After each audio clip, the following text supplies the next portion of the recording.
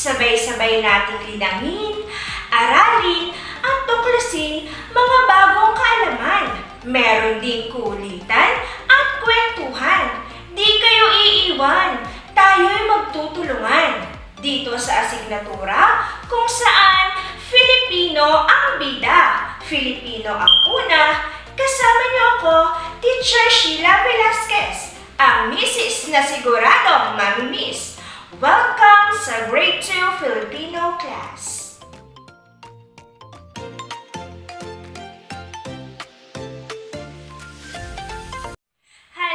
Halina ating tuklasin, iba't ibang aralin, alamin, talas ng isipan, ating gamitin at pagyamanin. Kasama nyo si Teacher Sheila,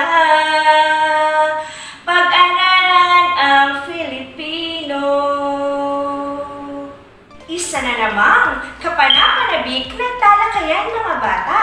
Siguradong masisiyahan kayo sa ating aralin dahil siksik sa kwentuhan at kaalaman ang mangyayari ngayong araw. At sisimulan natin iyan sa isang masayang laro.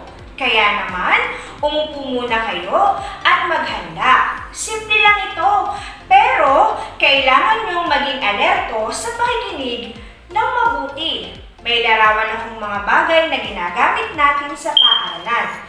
At ito ay kailangan niyong mahulaan kaagad. Handa na ba kayo? Simulan na natin ang larong tatawagin natin. Hulaan natin bagay na ginagamit natin sa paaralan. Ang maunang magsabi at makahula ng tamang sagot ang makakakuha ng dagdag puntos.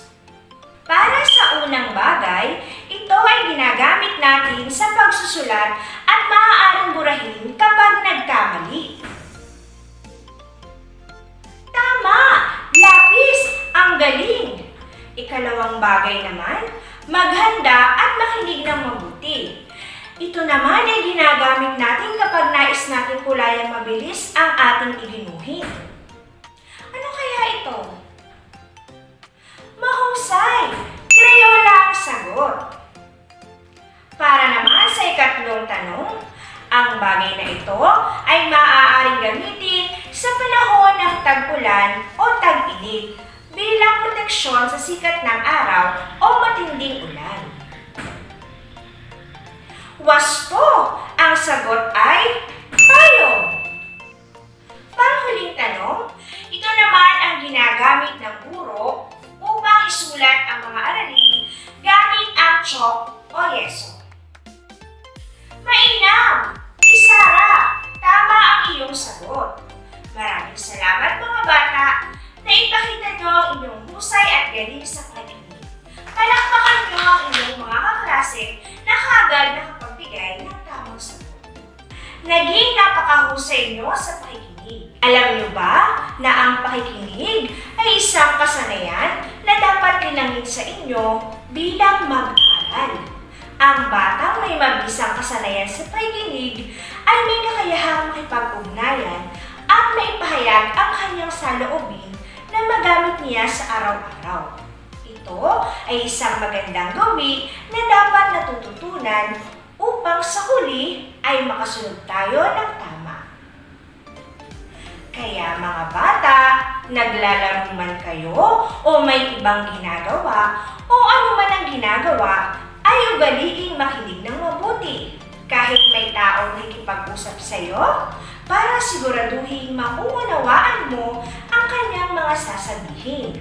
Mahalaga rin matutunan ito pagdating sa pakikinig ng isang kwento at iyan ang magiging aralin natin para sa araw na ito. At ang ating aralin ay pagsagot sa mga tanong tungkol sa napakinggang kwentong Kathang Isip. Mahilig ba kayong magbasa o makinig ng kwento? Ang pakikinig ng pabula ay lubos na kinagigiliwan ng mga bata. Mga hayop ang mga karakter o tauhan dito. Pinupukaw nito ang damdamin at kamalayan ng nagbabasa o nakikinig sa mga mababaw at nakakaaliw na paraan na nagbibigay ng aral sa buhay. Kung may magtatanong sa inyo tungkol sa nilalaman ng kwento, nasasagot niyo ba? Isa sa alang-alang ang sumusunod na mga panuntunan para matutuhan ang kasanayan sa mabisang pakikinig at pagkaunawa. Masusukat ito sa pamamagitan ng wasto at tamang pagsagot sa mga inihandang tanong. Una, ihanda ang sarili sa pakikinig. Pangalawa, ituon ang atensyon sa nagbabasa. Pangatlo, unawaing mabuti ang bawat salita at pangyayari o impormasyon sa kwentong pinapakinggan. Pang-apat, tandaan ang mahalagang pangyayari o impormasyon sa napakinggan. At ang panghuli, itala ang mahalagang detalye sa napakinggan. Gusto niyo bang simulan ng kwentuhan? Narito ang isang kwento para sa inyo. Gagawin nating masarap at kaya-aya ang kwentuhan sa pamamagitan ng pagpapakita ng mga larawan ng mga karakter o tauhan ng kwento. Ang pamagat ng ating kwento ay ang magkaibigang kabayo.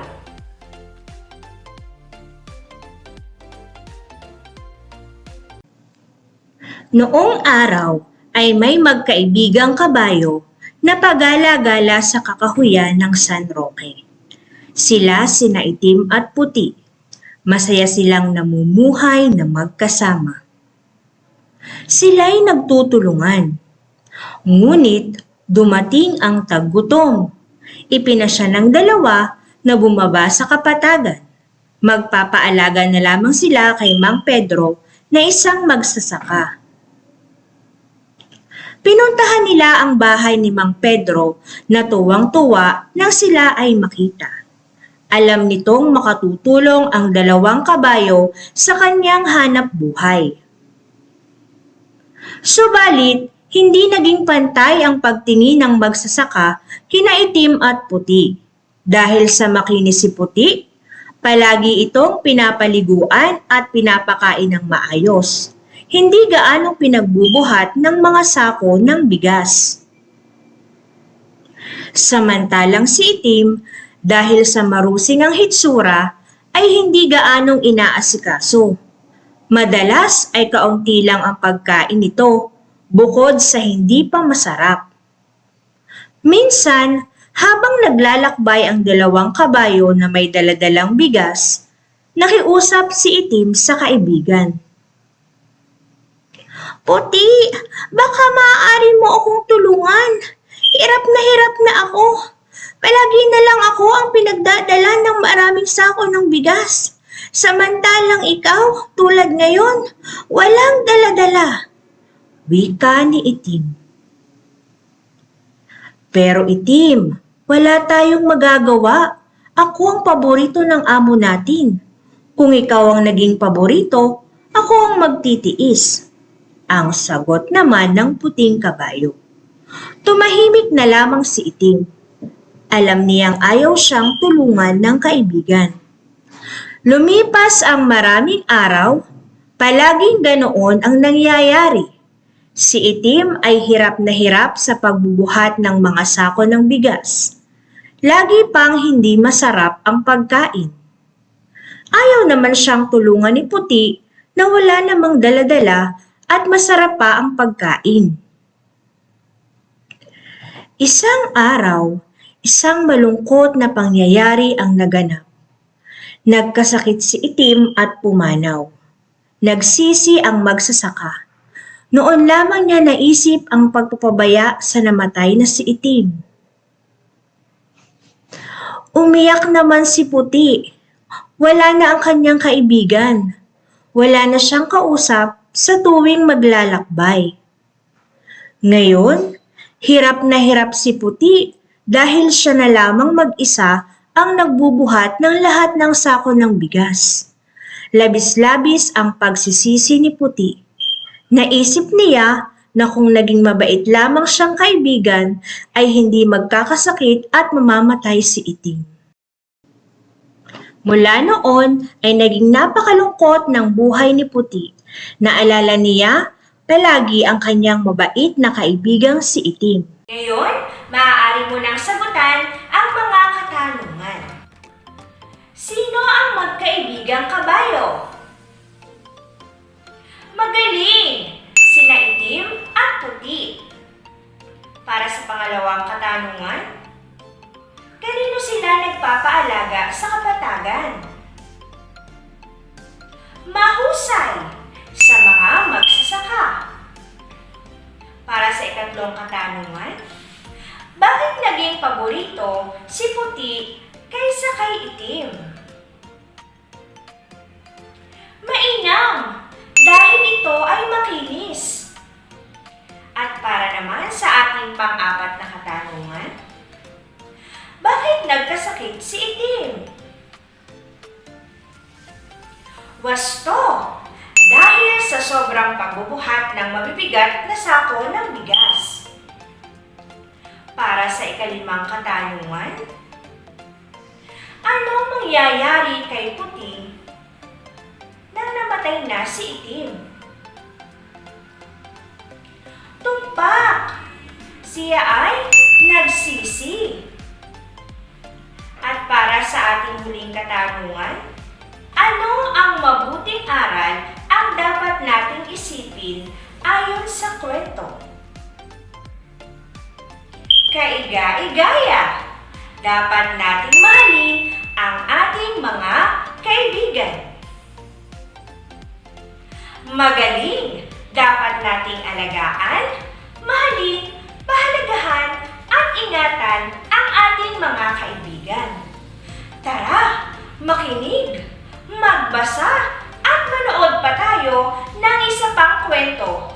At ito ay pinamagatang Ang Matakaw na Buwaya.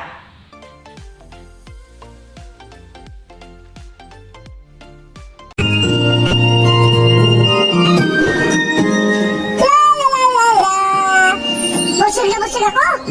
Ang sarap matulog! Ang pakantang wika ni Buwa!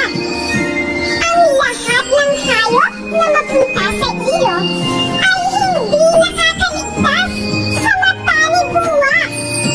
Halos di makagalaw si Buwa sa kabusugan ng biglang! Magandang araw, kaibigan!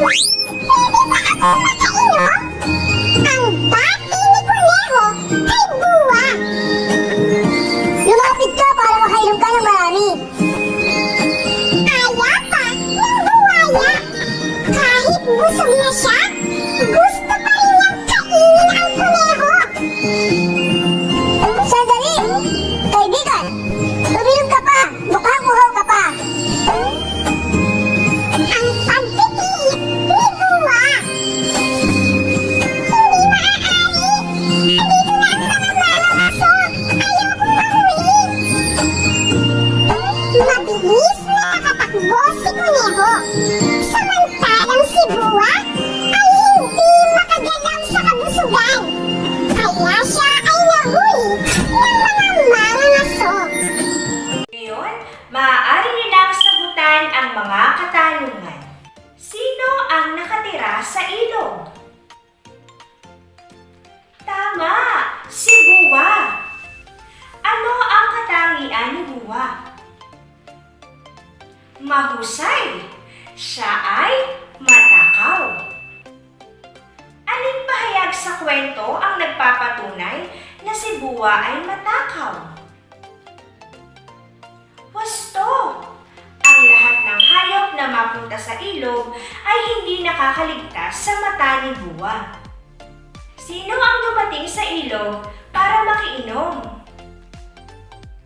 Napakagaling! Si Kuneho! Bakit nahuli ng mga ngaso si Buwa? Napakahusay! Siya ay sobrang busog. Kaya mga bata, huwag sana tayong maging katulad ni Buwaya. Gusto niya, lahat ng makita niya ay mapasa kanya. Sabi nga nila, lahat ng sobra ay nakasasama. Baka sa bandang huli, mapahamak pa tayo katulad ng nangyari kay buwaya. Isa pang kwento ang ating babasahin, pakinggan at unawain. Ito ay pinamagatang Si Mimi Kambing, akda ni Lea C. de Jesus. Si Mimi Kambing ay isang pasaway na anak. Hindi siya sumusunod sa mga bilin at pinag-uutos sa kanya. Kaya, madalas si Mimi ay napagsasabihan ng kanyang mga magulang.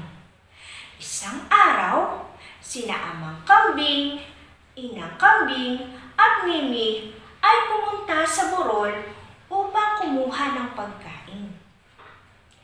Anak, huwag kang palundag-lundag, baka mahulog ka sa bangin, ang bili ni Inang Kambing. Ngunit, nagpatuloy pa rin sa paglundag si Mimi. Nang bigla na lang may narinig si Inang Kambing. Me! Me! Tulong! Tulungan niyo ako! Ang malakas na iyak ni Mimi. Maaari na uli nating sagutan ang mga katanungan. Sino ang pasaway na kambing? Magaling na magaling! Si Mimi. Bakit siya madalas pagsabihan ng kanyang mga magulang? Tama! Siya ay pasaway. Sino-sino ang nagpunta sa bukid? Tumpak muli si Amang Kambing, Inang Kambing at Mimi. Ano ang bilin ng kanyang Inang Kambing habang sila ay nasa burol? Mahusay! Anak, huwag kang palundag-lundag. Baka mahulog ka sa bangin. Ano ang nangyari kay Mimi nang hindi siya sumunod sa bilin ng kanyang ina? Mainam! Siya ay nahulog. Ang gagaling nyo naman mga bata, nasagot nyo ng buong husay ang ating mga tanong sa ating mga gawain. Nawa ay huwag kayong tumulad kay Mimi na hindi nakikinig sa bilin ng kanyang ina, kaya siya ay napahamak. Lagi niyong tatandaan mga bata na ang pakikinig ay mahalagang kasanayan na dapat malinang sa mag-aaral. Ito ay makatutulong sa pang-araw-araw na pamumuhay. Ang kasanayang ito ang dapat matutuhan upang madali tayong makaunawa sa ating pinapakinggan at sinasabi ng ating kausap. Ang pagsagot sa mga tanong ng isang kwento ay tanda ng pag-unawa sa binasa. Hanggang sa susunod nating aralin mga bata, maraming salamat sa inyong pakikinig at pakikiisa. Ang tenga, kapag pinagdikit, korteng puso. Extension ng puso, ang tenga. Kaya kapag marunong kang makinig, marunong kang magmahal. Hanggang sa muli mga bata, paalam!